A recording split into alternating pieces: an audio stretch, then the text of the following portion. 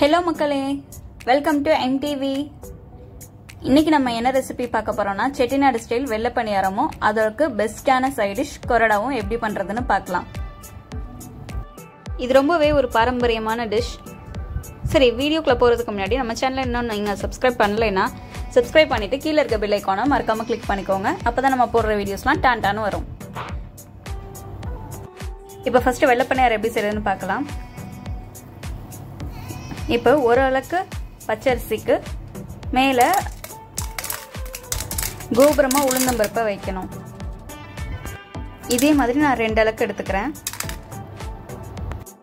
Extra உளுந்தம்பருப்பு போட்டுறாதீங்க, நல்லா இருக்காது. இதை நான் இப்போ 4 மணி நேரம் ஊற வச்சு எடுத்திருக்கேன்.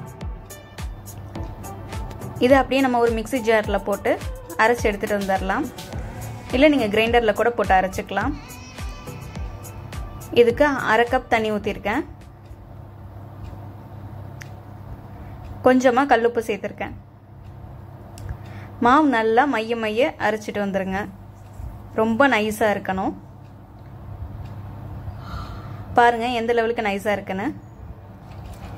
இந்த லெவலுக்கு நைஸாக இல்லைன்னா நல்லா இருக்காது. இப்போ கப்பை கழுவி கொஞ்சம் தண்ணி சேர்த்துக்கலாம்.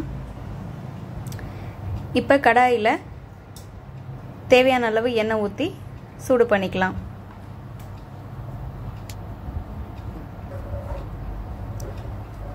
இப்போ நம்ம வெள்ளை பணியாரத்துக்கு வச்சுருக்கதை கரைச்சிக்கலாம்.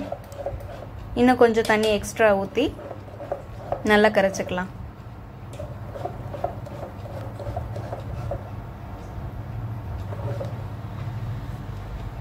பாருங்கள் இந்த கன்சிஸ்டன்சியில் இருக்கணும் தண்ணியாக. இப்போ எண்ணெய் சூடானதும் ஒரு ஏந்தல் கரண்டி எடுத்து மாவை மோந்து ஊற்றிக்கோங்க. இப்போ பாருங்கள் எப்படி சங்கு சக்கரை மாதிரி வருது பார்த்தீங்களா? இந்த மாதிரி ஃபுல்லாக பொரிஞ்சதுக்கப்புறம் திருப்பி விட்டுருங்க.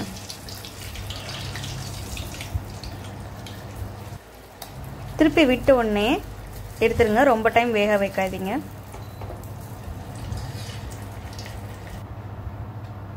இன்னொரு தடவை ஊற்றி காமிக்கிற பாருங்க.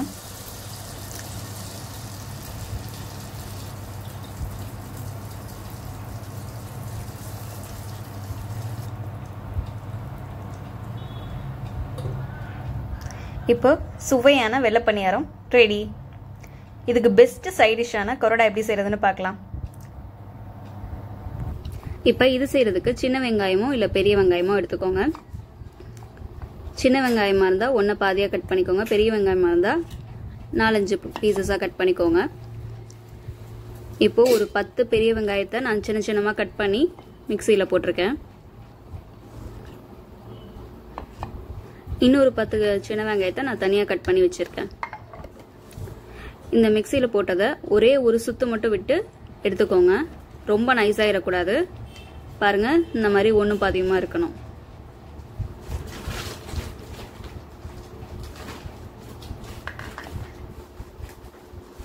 இப்போ இது செய்யறதுக்கு ஒரு லெமன் சைஸ் புளி எடுத்திருக்கேன். இது கூடவே கல்லுப்பு சேர்த்துருக்கேன்.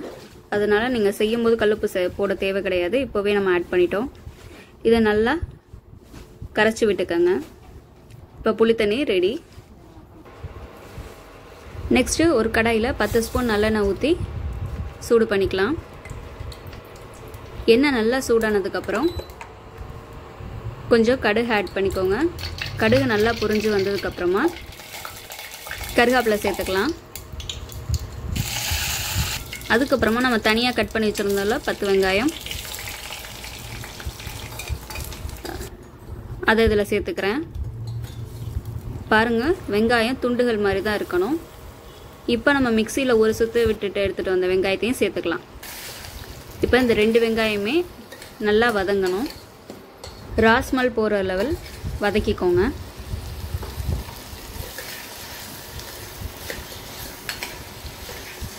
ஸ்லோ ஃப்ளேம்லேயே வச்சு வதக்குங்க.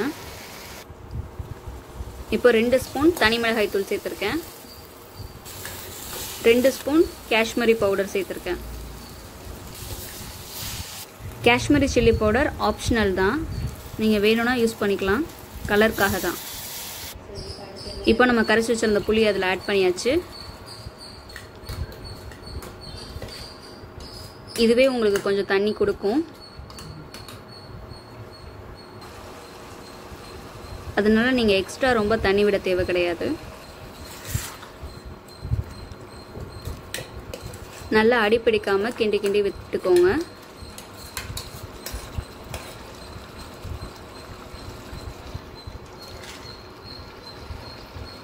ரொம்ப நேரம் கிண்டாமல் இருந்தீங்கன்னா அடி பிடிச்சிரும். இப்போ கொஞ்சம் கெட்டியான ஸ்டேஜில் நம்ம இறக்கிக்கலாம். இப்போ நமக்கு சுவையான கொரடை ரெடி. இது வெள்ளை பணியாரத்துக்கு ஒரு பெஸ்ட் சைட் டிஷ். அது மட்டும் இல்லாமல் நீங்கள் தோசை, உளுந்த வடை இது எது கூட வேணாலும் வச்சு சாப்பிட்லாம். செம்மையாக இருக்கும். கார சட்னி ட்ரை பண்ணுறதுக்கு பதிலாக இதை ட்ரை பண்ணுங்கள். இது 3 நாள் வரை கெடாமையும் இருக்கும். நீங்கள் ஃப்ரிட்ஜில் கூட வைக்க தேவை கிடையாது. இப்போ நம்ம இதை வெள்ளை பணியாரத்தோட வச்சு சர்வ் பண்ணலாம்.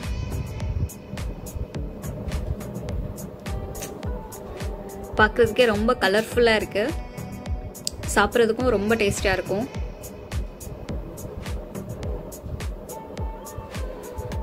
உங்களுக்கு ஏதாவது டவுட்ஸ் இருந்தால் கீழே கமெண்ட் பாக்ஸில் கமெண்ட் பண்ணுங்கள். இந்த வீடியோ எப்படி இருந்ததுன்னு கமெண்ட் பண்ணுங்கள் மறக்காமல். பாருங்கள், இதை பிச்சு காமிக்கிறேன். டேஸ்ட் அல்டிமேட்டாக இருக்கும். No doubts. கண்டிப்பாக ட்ரை பண்ணி பாருங்கள். இந்த வீடியோ உங்களுக்கு பிடிச்சிருந்தா சப்ஸ்கிரைப் பண்ணிக்கோங்க. அப்படியே லைக் பட்டனையும் தட்டி விட்டுருங்க. நம்ம சேனல் பிளேலிஸ்ட் போனீங்கன்னா இன்னும் நிறைய வீடியோஸ் இருக்கும். அதையும் பார்த்து என்ஜாய் பண்ணுங்கள். டாடா.